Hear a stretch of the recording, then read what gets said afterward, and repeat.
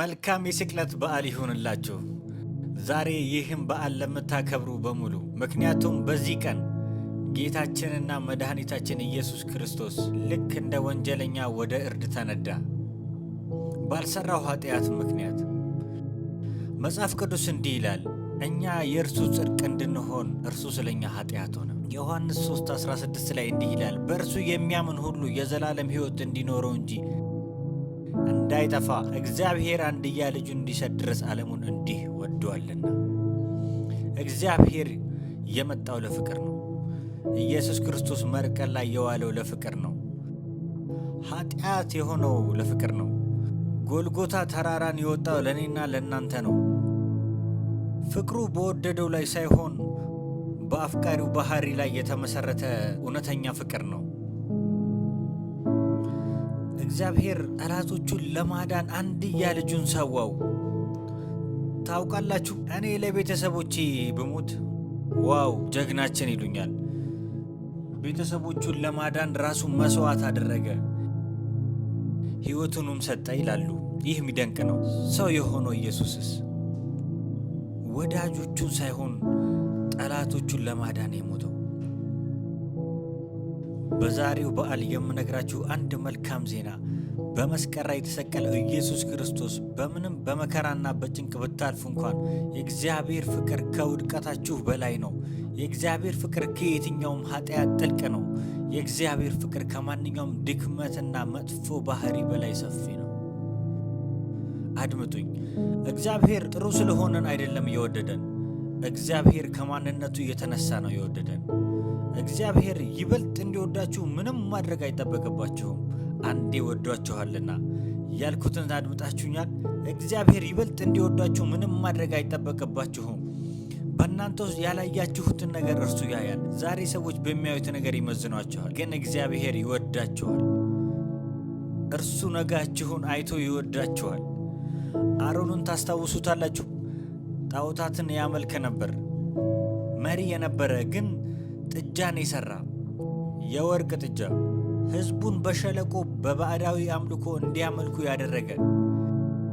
በተመሳሳይ ጊዜ ሙሴ በተራራ ላይ ከእግዚአብሔር ጋር ነበር። እግዚአብሔርም ለሙሴ ሕዝቡን እንዴት መምራት እንዳለበት መመሪያን ሲሰጠው ነበር። ምን እንደሆነ ገምቱ። አሮንን መረጠው። ምንም እንኳ አሮን ጣዖት አምላኪ ቢሆንም ሊቀ ካህን እንዲሆን መረጠው። የክርስቶስም ምሳሌ እንዲሆን መረጠው። የክርስቶስ ምሳሌ የሕዝቡን ኃጢአት ብዛት እንዲሸፍን። ራሳችሁን ዝቅ አታድርጉ። እግዚአብሔር ፍቅር ይለውጣችኋል። የእግዚአብሔር ፍቅር ይለውጠኛል። አትታዘቡኝ። ራሳችሁን አትታዘቡ። እግዚአብሔር ሊጠብቃችሁ ብቻ አይደለም ይወድማችሁማል። የሚያስፈልጋችሁን ከመስጠት በላይ ይወዳችኋል። እግዚአብሔር ፍቅር ነው። በሙሉ ማንነቱ ይወዳችኋል። የሰው ዘርም በሙሉ ወዷል። በእግዚአብሔር ያልተወደደ የለም። እግዚአብሔር ብቻ ነው እንዲህ የሚወደው። እግዚአብሔር ብቻ ነው እኔን እንደዚህ የሚወደኝ። እግዚአብሔር ብቻ ነው እንዲሁ ዓለምን ሁሉ የወደደ።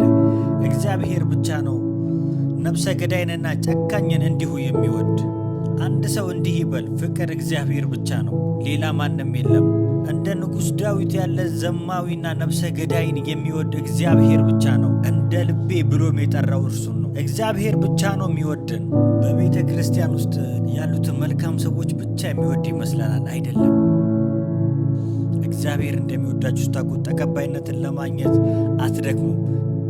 እግዚአብሔር ይወዳችኋል። ይህ እግዚአብሔር ለሰው ልጆች የሰጠው ትልቁ ስጦታ ነው። የተቀበልነው ድንቁ ስጦታ ፍቅር ምን እንደሆነ ታውቃላችሁ? አንድያ ልጁን እስኪሰጥ ድረስ የተገለጠ ፍቅር። ክርስቶስን ከልባችሁ አምናችሁ ከተቀበላችሁ ፍቅርን በልባችሁ ተቀብላችኋል። አስተውሉ። ይህ ፍቅር ምድራዊ ቁስ ብቻ አይደለም የሚሰጣችሁ፣ ዘላለማዊ ሕይወትን እንጂ።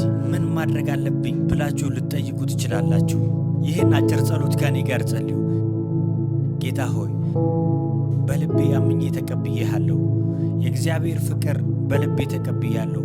ማረኝ፣ ስሜን በሕይወት መዝገብ ላይ ጻፈው። ዘላለማዊ ሕይወትን ስጠኝ። አሜን።